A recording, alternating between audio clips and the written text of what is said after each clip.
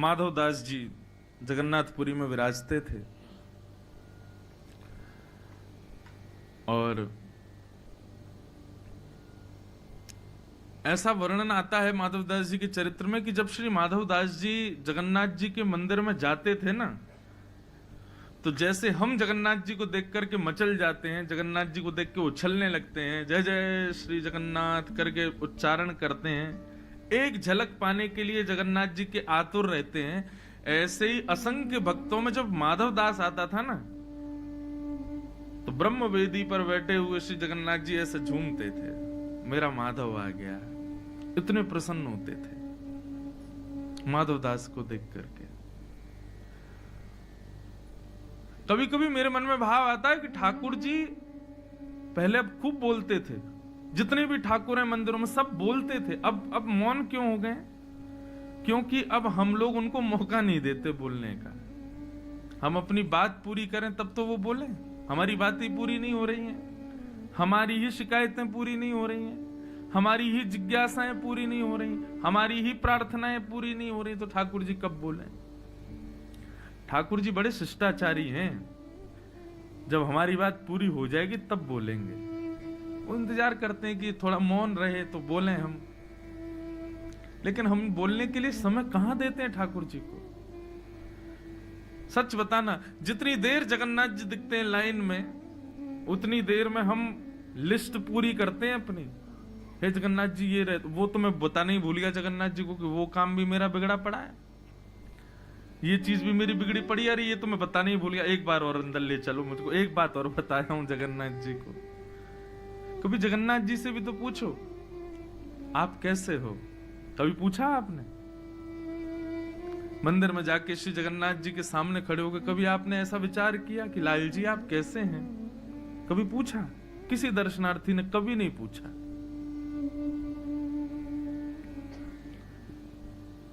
हमारा भाव होता है जब भी हम ठाकुर जी को वृंदावन से बाहर कहीं भी दर्शन करते हैं, तो हमारे मन में ऐसा भाव आता है कि हमारे ब्रज के लाला हैं।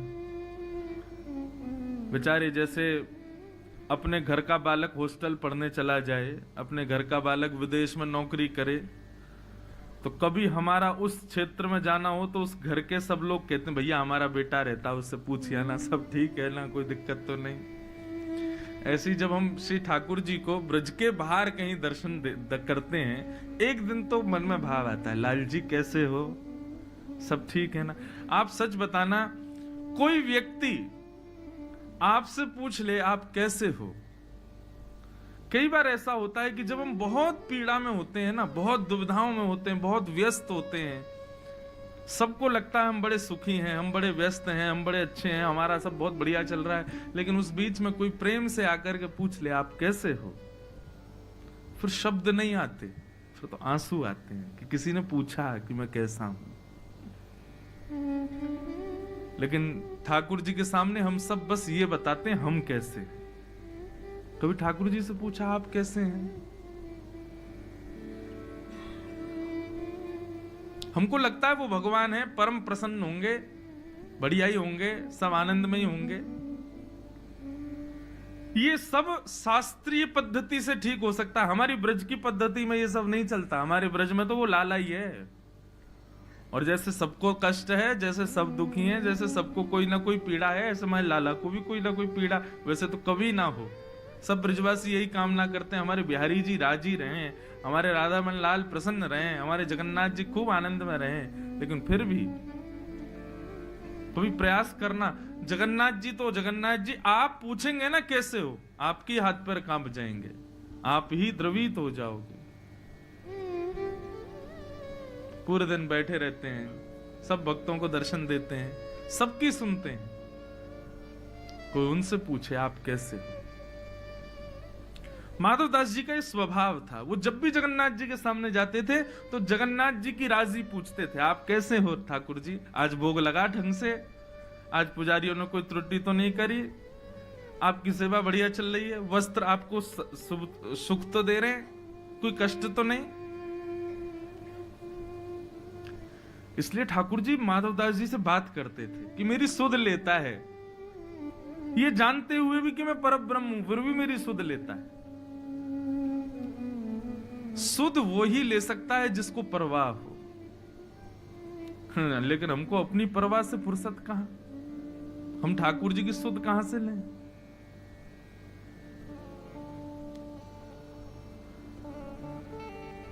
माधवदास जी ठाकुर जी के समीप गए, ठाकुर जी से बोले, राजी हो ठाकुर जी? जगन्नाथ जी बोले, खूब प्रसन्न है। प्रसाद भोग बढ़िया आरोग रहे हैं आप? बोले, बहुत आनंद में। माधवदास जी बोले, ठाकुर जी मेरी एक इच्छा हो रही है। बोले, क्या? बोले कि मैं वृंदावन जा रहा हूं आपकी लीला भूमि का दर्शन करने। जैसे ही सुना माधवदास जी वृंदावन जा रहे हैं, अब ठाकुर जी सोचें कि मैं प्रसन्न हूं कि दुखी हूं। ठाकुर जी मौन हो गए, कुछ नहीं बोले। माधवदास जी बोले, आप कुछ कहेंगे नहीं? हम वृंदावन जा रहे हैं।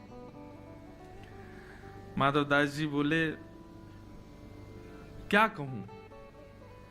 स्थान ऐसा है कि मैं तुमको रोक नहीं सकता जाने से, लेकिन मन कह रहा है कि तुम्हारे बिना रहूंगा कैसे, मेरा मन कैसे लगेगा। आज भी श्री जगन्नाथ जी दर्शन दे रहे हैं ना, तो निश्चित ही लाखों भक्तों में कोई एक ऐसा भक्त होगा जिससे वो राजी हैं, उसके लिए सबको दर्शन दे रहे हैं। एक भक्त के चक्कर में लाखों लोग दर्शन करते हैं। जगन्नाथ जी किसी ना किसी भक्त की प्रतीक्षा में ही रोज दर्शन खोलते हैं, रोज श्रृंगार करते हैं, रोज भोग आरोगते हैं। माधवदास, हम तो रोज तुम्हारे लिए यहां सज के तैयार होते हैं। ये भले ही सब लोग दर्शन करते हो, लेकिन मेरे को प्रतीक्षा तुम्हारी रहती है कि तुम आ रहे होंगे और तुम वृंदावन चले जाओगे। और उस समय इतने साधन थोड़े ही थे कि फ्लाइट पकड़े सीधे पहुंच गए, आ गए, दर्शन करके वापस एक दिन में। पहुंचने में ही महीनों लगेंगे, फिर तुम वहां रुकोगे, दर्शन करोगे, फिर लौटोगे, कितने दिन में आओगे? 6 महीना तो लग जाएंगे तुमको। हम कैसे रहेंगे तुम्हारे बिना? भक्ति की परम स्थिति यही है। हम तो ठाकुर जी के बिना रह ही लेते हैं, लेकिन अपनी भक्ति ऐसी प्रगाढ़ हो ठाकुर जी हमारे बिना विचलित हो जाए। हमारी भक्ति है ही नहीं इस स्तर पर।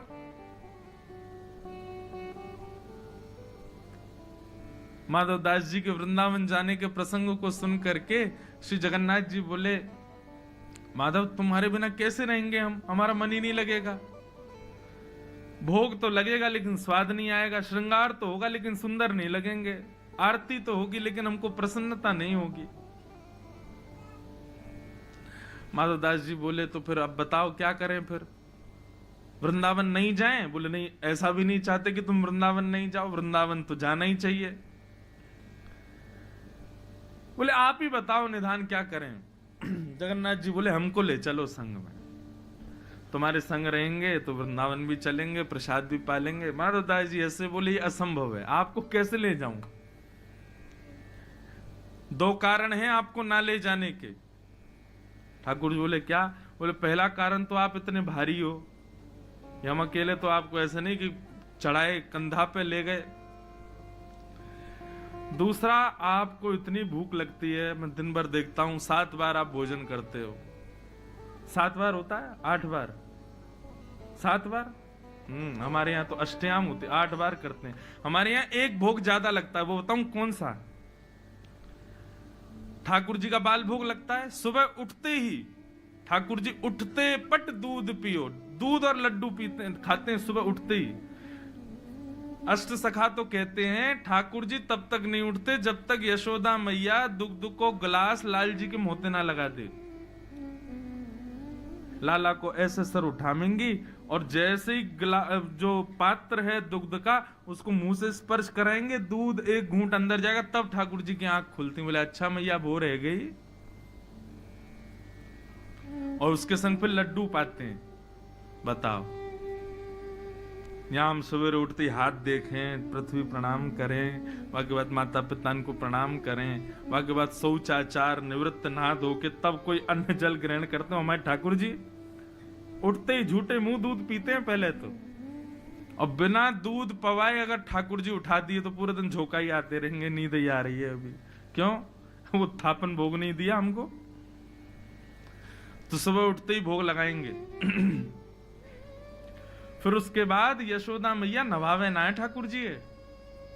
अपनी साड़ी के एक भाग को गीलो करके वही ते आंख पहुंच दे, वही ते मुंह पहुंच दे, वही ते गलो पहुंच दे, हाथ पाथ पहुंच दे, है वो लाला तैयार।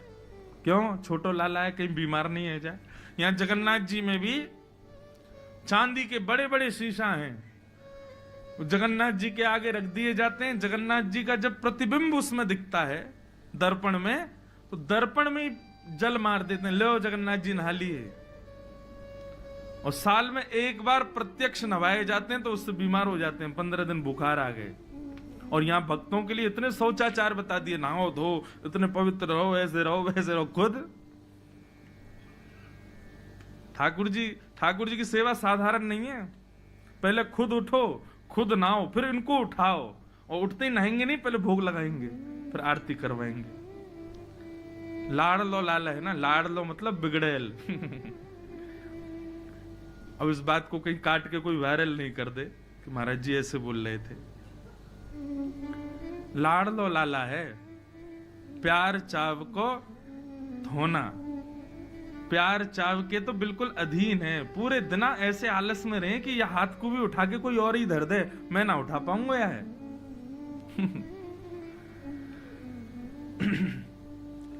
तो एक भोग एक्स्ट्रा हमारे यहां कौन सा लगता है पता है? श्रम भोग। कौन सा भोग? श्रम किसे कहते हैं? मेहनत। कौन सी मेहनत करें? कछु तो करें ना, पूरे दिन मंदिर में बैठे रहें, कहा मेहनत करें? बोले भैया पुजारी लोग श्रृंगार करें ना, सिर पे मुकुट धरा में, गले में माला पहना में, हाथ के नीचे पटका लगा दें, पीतांबरी पहना में, तो यही थे ठाकुर जी थक जाएं। अरे थक गो मैं तो हमारे वृंदावन में, ब्रज में, श्रीनाथ जी में, नाथ द्वारा में श्रम भोग आता है ठाकुर जी को। तो काय से थक गए? बोले अपनो श्रृंगार करावे से ही थक गए। बताओ, कभी कभी तो विश्वास ही ना हो, इनने कंस मारो भी हो सच में कि अपने आप ही मर गो, श्रृंगार करावे में थक जाएं। श्रम भोग। तो माधवदास जी बोले इतना भोग लगता है आपको, मैं आपको वृंदावन लेके जाऊंगा, रास्ता भर भोगी पवा तो जाऊंगा। ठाकुर जी बोले देखो हम हल्के तो हम हो जाएंगे, और रही बात भोग की, तो भाई वृंदावन जाने के लिए हम कुछ भी कर सकते हैं। श्रीमद् भागवत में केवल एक जगह ऐसा लिखा है कि सर्वकाल सुखावम। ठाकुर जी कहते हैं मुझे वृंदावन मिल जाए, फिर चाहे मुझे भोग मत लगाओ, मेरी आरती मत करो, मुझे नवाओ मत, मेरी सेवा मत करो, मुझे सब स्वीकार है, बस वृंदावन ले चलो। मुझे वृंदावन बहुत प्रिय है। जैसे कई लोग कहते हैं ना, बस हम वहां पहुंच जाएं, फिर चाहे कहीं रह लेंगे, कोने में जगह दे देना। ऐसा कई स्थानों के प्रति हमारा ऐसा भाव होता है, ऐसे ही ठाकुर जी का वृंदावन के प्रति भाव। भोग मत लगाओ चलेगा, स्नान मत कराओ चलेगा, श्रृंगार मत करो चलेगा, भूखे रह लेंगे लेकिन ले चलो वृंदावन। तो जगन्नाथ जी बोले हम हल्के हो जाएंगे, और रही बात भोग की तो हम भूखे रह लेंगे, व्रत कर लेंगे। वृंदावन जाने के लिए व्रत करना पड़े तो मंजूर है, लेकिन वृंदावन ले चलो। माधवदास जी बोले पूरी जगन्नाथपुरी मेरे पीछे भागेगी, ये पंडा पुजारी सब जान से मार देंगे अगर मैं आपको ले गया तो। अब ठाकुर जी यहीं बैठे रहो, बहुत भक्तों को विरह देते हो, 6 महीना आप भी विरह सहो अब।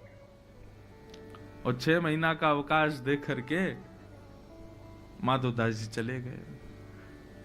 जगन्नाथ जी की आंखों में मोटे मोटे अश्रुबिंद आ गए, मेरा माधव जा रहा है मुझे छोड़ के। जगन्नाथ जी को समझा रहे हैं माधवदास जी, जैसे कोई बालक को समझाता है, अरे मैं आ जाऊंगा, रो मत आप, मैं अभी आ जाऊंगा। सोचो कैसी भक्ति माधवदास की। उसके मंदिर से निकलने पर श्री जगन्नाथ जी विरहातुर हो रहे हैं। एक बार हम ना दंडवती परिक्रमा लगा रहे थे गोवर्धन की, एक बार लग गई बस बहुत है, वो लगाई ली बस हमने जैसे तैसे। वैसे ब्रजवासी इनको ज्यादा व्रत नियम करवे की आवश्यकता ना है, ब्रजवासी कर लें तो बहुत बड़ी मानो। ठाकुर जी भी देखें वाह ब्रजवासी दंडवती कर रहा है। तो एक बार हमने दंडवती करी, तो हमारी दंडवती प्रसिद्ध है, मैं कथा में कई बार बता चुका हूं, लेकिन माधवदास जी से थोड़ी मिली हुई बात है इसलिए बता रहा हूं। दंडवती लगाने में एक हिष्ट पुष्ट व्यक्ति को ज्यादा से ज्यादा 1 सप्ताह का समय लगेगा। 1 सप्ताह में दंडवती 21 किलोमीटर की हो जाती है, और ज्यादा शीघ्र भी नहीं करना चाहिए, तो 1 सप्ताह लगता है। लेकिन हमको लगे 16 दिन, और 16 दिन भी कैसे लगे। पहली दंडवती के 10 दिन के पड़ाव हमने पूरे किए दीपावली के पास। तो दीपावली पर 10 दिन हमको पूरे हुए तो हम पहुंच गए थे जतीपुरा। और जतीपुरा पहुंचते ही महाराज घर वालों के फोन आए, बोले कि भैया अब दंडवती में ही रहोगे, दीपावली है, घर आ जाओ। हमने कहीं बीच में परिक्रमा छोड़ के आ जाएं, तो बोले अरे ब्रजवासी को तो सब छूट है, आ जाओ। तो हमने कही गिरिराज बाबा अब हमारी कथाएं हैं और कुछ दिन के लिए घर जा रहे हैं, फिर कथाएं उससे जब अवकाश मिलेगा तब आएंगे बाकी पूरी करने। तो दंडवती 10 दिन की वहां पूरी करके हम चले गए। फिर उसके बाद हमको समय मिला होली के पास, तो होली के पास 6 दिन और लगाए। तो हुआ क्या कि वहां आज भी गोवर्धन में आपको पता होगा 3 महात्मा ऐसे हैं, वो 3 परिक्रमा रोज लगाते हैं, 21 किलोमीटर की 3 परिक्रमा रोज। तो जब हम दंडवती लगाते थे ना, तो वो बाबा, तीनों बाबा पीछे से आते, जानते थे, जैसे ही हमको देखते तो पीछे से प्रणाम कर लेते थे। मैंने बाबा आप प्रणाम मत करे, अरे नहीं नहीं, ब्रजवासी हो, वक्ता हो, व्यास जी के पुत्र हो, कथा सुनाते हो और आप दंडवती लगा रहे हो। आज तो गिरिराज जी भी आनंदित हो रहे होंगे, बताओ ब्रजवासी दंडवती लगा रहे हैं। तो उनसे बैठ के ऐसे संवाद होता था। अब 10 दिन लगावे के बाद हम तो चले गए कथा करने। 6 महीना बाद जब मैं अपनी बची हुई दंडवती पूरी करने आया, तो बाबा ने पीछे से देखा, उनको लगा इन्होंने दूसरी दंडवती शुरू कर दी है। एक हो गई 6 महीना पहले, अब ये दूसरी दंडवती लगा रहे हैं। तो बाबा इतने भाव विभोर, धन्य धन्य, जय हो भैया गिरिराज बाबा, ब्रजवासीन की जय। यहाँ लोग एक बार दंडवती लगाएं तो 5 साल तक आते नहीं, आपने 6 महीना में दूसरी शुरू कर दी। मैंने बाबा पहली चल रही है अभी तो 10 दिन पूरे हुए हैं, 6 दिन अभी तो जतीपुरा पे छोड़ के चले गए 6 महीना पहले, अब बची हुई पूरी करने आए हैं। तो बाबा बोले अरे राम राम, फिर तो आप तो बिल्कुल ही वो, बताओ 7 दिन में पूरी हो जाती है, आपकी 6 महीना ते भी अटकी पड़ी है, इतना समय क्यों लग रहा है। तो मन में एक भाव आया, मैंने कि देखो बाबा, कोई मेहमान घर पे आवे, लेकिन वो मेहमान पूरे घर के लोगों को परेशान करे, सुबह चाय पिलाओ, नाश्ता कराओ, भोजन कराओ, ये खिलाओ वो खिलाओ, तो घर के लोग क्या करते हैं, एकांत में जब बैठते हैं बोले कब जाएगा, ये दिमाग खराब कर रखा है इसने, सुबह ये खिलाओ वो पिलाओ, कब जा ही नहीं रहा है, इसकी वापसी कब की है। बोले 5 दिन हो रहे। अरे राम 5 दिन कैसे कटेंगे। मैंने कहा लेकिन कई मेहमान घर में ऐसे आ जाते हैं, मैंने कहा वो चाय की पत्ती भी खुद ही ले आते हैं, बच्चों को 500 रुपये रोज दे देते हैं, घर में रोज मिष्ठान आ रहा है, रोज घर के लोगों को खिलाने ले जा रहे हैं और पैसा खर्च खुद ही कर रहे हैं। तो ऐसे मेहमान के जाने का समय आता तो घर के लोग रोते हैं, भैया ये जा क्यों रहा है, 2-4 दिन और रुक जाए, अरे 5-6 दिन और रुक जाओ। कई बार तो इतने हम अधीन हो जाते हैं कि मेहमानों की टिकट तक कैंसिल करवा देते हैं, भैया तुम जाओ मत, तुम रुको, हमारे संग ही चलना। तो मैंने कि बाबा जो लोग 7 दिन में परिक्रमा करके चले जाए ना, गिरिराज बाबा उन्हें भगा दे, बोले अरे जल्दी जाओ तुम कर आगे भैया, तुमको खूब बल मिल जाए कि जल्दी तुम्हारी पूरी हो जाए परिक्रमा। मैंने हम 6 महीना ते अटके पड़े हैं गिरिराज बाबा, रोज के नेक और रुक जाओ, एक दिन और रुक जाओ, नेक और हमारे पास रहो। मैंने कि हम प्यारे लग रहे हैं गिरिराज जी को, यहाँ हमारे 6 महीना से अटके पड़े हैं यहीं पे, जो जल्दी चले जाए समझो कि गिरिराज बाबा जल्दी भगा दिए। तो ये भाव सुन के बाबा इतने प्रसन्न हो गए, बोले अरे आपके भाव देखो। अब कहने को तो वो कितनी दुर्बल बात है कि बताओ 7 दिन में होने वाली परिक्रमा 6 महीना से अटकी पड़ी है, लेकिन हमारा भाव बोलो कि भैया गिरिराज बाबा जानबूझ के ना लगन दे रहो, ताकि हम और दिन कछु उनके पास रहें, ब्रजवासी इनको पा करके बाबा और प्रसन्न है रहो, गिरिराज बाबा और आनंदित है रहो, या हमारे 6 महीना से अटके पड़े हैं। तो श्री माधव दास जी के प्रति भी जगन्नाथ जी का वही स्नेह, बार बार माधव दास जी से कहें कि मत जाओ, अरे रास्ता बड़ा दुर्गम है, रास्ते में तुमको बड़ी आदि व्याधि हो जाएंगी, ऐसे हो जाएगा, लेकिन चाहते भी हैं कि वृंदावन जाए। अंत तो गत्वा माधव दास जी जगन्नाथपुरी से चले गए। उस दिन जगन्नाथपुरी में घनघोर बारिश हुई, मानो जगन्नाथ जी रो रहे हैं, मेरा माधव जा रहा है। माधव दास जी अकिंचन थे, बिल्कुल ज्यादा भूख प्यास भोजन इसकी उनको ज्यादा जरूरत नहीं, जगन्नाथ जी का दर्शन ही उनका भोजन था, बिना दर्शन के भोजन नहीं सुहाता था। चित्त में श्री जगन्नाथ जी बैठे हैं, वृंदावन की यात्रा पर जा रहे हैं। एक दिन व्यतीत हो गया, चलते चलते दूसरा दिन व्यतीत हो गया। रात्रि में किसी गांव में जाकर के किसी वृक्ष के नीचे सो जाते। वृंदावन की यात्रा चल रही है। तीसरा दिन प्रारंभ हुआ। श्री माधव दास जी एक एक सप्ताह भी जल पी करके रह लेते थे, उनको भूख ज्यादा लगती नहीं थी। लेकिन आज तीसरा दिन ही प्रारंभ हुआ और सुबह उठते ही माधव दास जी ने जैसे ही स्नान किया, स्नान करते ही उनको भूख लगने लगी। इतनी जोर की भूख लगी महाराज की अब तो वो व्याकुल हो गए। माधव दास जी मन में विचार करें कि इतनी व्याकुलता मुझे संपूर्ण जीवन में नहीं हुई। मुझे इतनी व्याकुलता क्यों हो रही है? मुझे इतनी भूख क्यों लग रही है? मुझे इतने अन्न की प्यास क्यों लग रही है? फल ढूंढने लगे, नहीं फल मिले तो व्याकुल हो गए। कहां जाऊं, क्या खाऊं? नीम के पत्ते खा लेते हैं, किसी वृक्ष के पत्ते ही तोड़ के खा लेते हैं, पेट भरे कैसे भी। इतनी व्याकुलता। तब ये गांव दिखाई दिया। माधव दास जी दौड़ करके गए और किसी का गेट खटखटाने लगे। एक बुजुर्ग मैया बाहर आई, बोले मैया मैं आपके आगे हाथ जोड़ रहा हूं, मुझे आप कैसे भी करके कुछ पवा दीजिए, मुझे बहुत तेज भूख लगी है। अरे बाबा ने डटो, बिराजो। बोले अब रुकने का समय नहीं है, कच्चे चावल बन जाए, रूखी रोटी दो, कुछ भी दो, और कुछ नहीं तो आटा ही दे दो, मैं खा लूंगा, मेरा पेट भर जाए। इतनी व्याकुलता।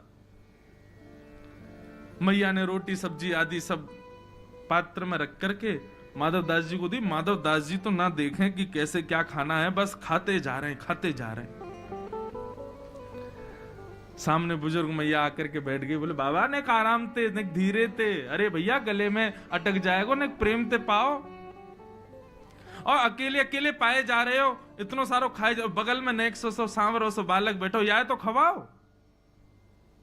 माधव दास जी बोले कौन बालक बैठा है? बोले आपके बगल में देखो कितनो प्यारो सा बालक बैठो है, बेचारो ऐसे टुकुर टुकुर आपकी थाली की ओर देख रहा, उसको क्यों नहीं पवा रहे हो? और माधव दास जी के साथ कोई नहीं था। माधव दास जी बोले मैया मैं अकेला बैठा हूं, यहाँ पे कोई नहीं है मेरे साथ। अरे बाबा मुझे तो लगा भूख रोटी चावल देख करके आप ये भी भूल गए कि एक नेक्स्ट से बालक आपके बगल में बैठो। माधव दास जी बोले बैठा कहाँ है, मुझे तो नहीं दिख रहा। बोले बगल में बैठा है। बोले कैसा दिखता है बताओ? बोले बड़े बड़े नेत्र हैं, सांवला सा स्वरूप है, और ऐसे छोटा सा बालक है, घुंघराले केश हैं। जैसे रूप कांति का वर्णन किया माधव दास जी समझ गए। बोले जगन्नाथ जी संग ही चल रहे हैं। तभी मैं कहूं मुझे भूख क्यों लग रही है, क्योंकि 3 दिन से तो कुछ पाया नहीं है। अब हम तो सह लेते हैं एक सप्ताह तक भूख, इनसे सहन नहीं हो रही, इसलिए मुझे भूख लग रही है। माधव दास जी को तो दिखे नहीं ठाकुर जी। माधव दास जी प्रसाद पा करके बाहर आए, नेत्र बंद करके जगन्नाथ जी का स्मरण किया। बोले जय जय, मैंने मना करी ना, आप मत चलिए, आपसे भूख सहन नहीं होगी, आप आ गए। बोले कि अब हमारा विग्रह जगन्नाथ जी में बैठा है, लेकिन आत्मा से तो प्राण से तो हम आपके संगी वृंदावन जा रहे हैं। और निश्चित मानो माधव दास, जब कोई जगन्नाथपुरी से वृंदावन जाता है ना, तो मैं एक क्षण के लिए उसके संगी जाता हूं, फिर आ जाता हूं वापस। लेकिन एक बार को कोई वृंदावन जाए तो मुझे इतनी रुचि लगती है कि मैं उसके संगी जाता हूं। माधव दास जी बोले अब क्या करें, आपको तो बार बार भूख लगेगी। अब तो यही हो गया कि माधव दास जी दिन में 8 बार भोजन कर करके पहुंचे वृंदावन। क्यों? ठाकुर जी संग चल रहे। वृंदावन पहुंचे। अब तो माधव दास जी की स्थिति ये कि उनको थोड़ी में देर में ही भूख लगे, आप परेशान हो गए। बोले काय को चले आए आप संग में, नेक देर चलता नहीं हूं, कितने में भूख लगाती, जहां बैठे बैठे भूख लगे आती। ठाकुर जी को चलते होंगे तो और पच जाता होगा भोजन, और भूख लगती होगी। माधव दास जी वृंदावन पहुंचे। अब नियम तो वैष्णव का ये कि वृंदावन जाते ही वैष्णव मंदिरों का दर्शन करते हैं, लेकिन माधव दास जी को इतनी भूख लगी कि यमुना जी के तट पर पहुंचे। यमुना जी में स्नान किया, तुरंत कहीं से चने लाए, और चने ला करके रूखे चने ही खा लिए। क्या करें, भूख मिटाएं कैसे भी। चने खा लिए। चने खा करके जब थोड़ी भूख शांत हुई, तब माधव दास जी बोले अब चलो वैष्णव मंदिरों के दर्शन करें। यमुना जी को प्रणाम किया। वृंदावन में विचरण करते हुए श्री वृंदावन बिहारी लाल के दर्शन करने के लिए जैसे ही निधिवन राज पहुंचे, निधिवन में कुंज बिहारी विराज रहे थे, स्वामी श्री हरिदास जी सेवा कर रहे थे सब रसिक संतों के साथ में। माधव दास जी दर्शनार्थियों में बैठे थे और अंदर बिहारी जी की सेवा चल रही थी। अच्छा, बिहारी जी अभी मंदिर में विराजते हैं, पहले तो कुंज में ही विराजते थे, वन में विराजते थे, निधि वन में। स्वामी श्री हरदास जी सेवा करते करते अंदर से बाहर आए और दर्शनार्थियों बोले, भैया तुम में से माधव दास कौन है? माधव दास जी बोले, इनको मेरा नाम कैसे पता है? माधव दास जी बोले, भैया हम हैं। बोले, तुम जगन्नाथपुरी से आए हो? बोले, हाँ आया तो जगन्नाथ। आपको कैसे पता मेरा नाम? आपको कैसे पता मैं जगन्नाथ? मैं तो पहली बार वृंदावन आया हूं। बोले, अरे हमारे बिहारी जी ने तेरा नाम बतायो है। माधव दास जी तो व्याकुल हो गए, बोले, बिहारी जी भी जानते हैं मुझे? जगन्नाथ बिहारी जी में कोई अंतर थोड़ी, एक ही है। स्वामी श्री हरदास जी बोले, इतको आओ। माधव दास जी उठ करके गए, स्वामी जी के पास में जाकर के बैठे, स्वामी जी से बोले, बताइए ना बिहारी जी को मेरा नाम कैसे पता? उनको कैसे पता मैं जगन्नाथपुरी से आया हूं? तो बता, एक ही तो है जगन्नाथ जी और वो। तो माधव दास जी बोले, क्या बोला बिहारी जी ने? बोले, बिहारी जी ने ये बोलो कि मैंने भोग रखो ठाकुर जी के आगे, और जैसे ही भोग रखो तो बिहारी जी ने मुंह फेर लिया। बोले, भूख ना लग रही। मैंने, क्यों? आप तो भोजन देख करके मचल जाते हो, आज कह रहे हो भूख ना लग रही? बोले, अरे कहा करूं, माधव दास आया हो, माने मुंह को रूखा चने खवा दिए, और रूखे चने खावे तो मेरो पूरा गलो सूख गयो, मेरो पेट भर गयो। रूखे चने ही मेरो पेट भर दियो आज वाने। माधव दास जी ने जैसे ही सुना कि मैं तो जमुना जी के किनारे बैठ के प्रसाद पा रहा था, चने पा रहा था, क्यों जगन्नाथ जी मेरे संग हैं, लेकिन मेरे पाने से ठाकुर जी तृप्त हो रहे हैं, ये बात सुनकर के माधव दास जी भाव विभोर हो गए। स्वामी जी बोले, अब चल तो को बिहारी जी के दर्शन कराएं। जैसे ही कपाट खोले, एक क्षण को जगन्नाथ जी दिखे, दूसरे क्षण में बिहारी जी, फिर एक क्षण को जगन्नाथ जी, दूसरे क्षण में बिहारी जी। माधव दास जी आनंदित हो। दिनों दिन तक निधिवन राज में ही रोते रहे, बिलखते रहे, कितना प्रेम करते हैं श्री जगन्नाथ जी मुझसे। मैं पाता हूं तो पेट इनका भरता है, हम तृप्त होते हैं तो पेट इनका भरता है। जगन्नाथपुरी में तो ये बात सार्थक है कि महाप्रसाद का भोग जगन्नाथ जी के सन्मुख रखने के बाद सब वैष्णवों को दिया जाता है। इसलिए स्कंद पुराण में वेदव्यास जी कह रहे हैं, एक तिनका भी झूठा मत छोड़ो। क्यों? क्योंकि आप नहीं पा रहे हो, आपके गर्भ में बैठ करके श्री जगन्नाथ जी पा रहे हैं महाप्रसाद को। आप तृप्त होगे तब जगन्नाथ जी तृप्त होंगे।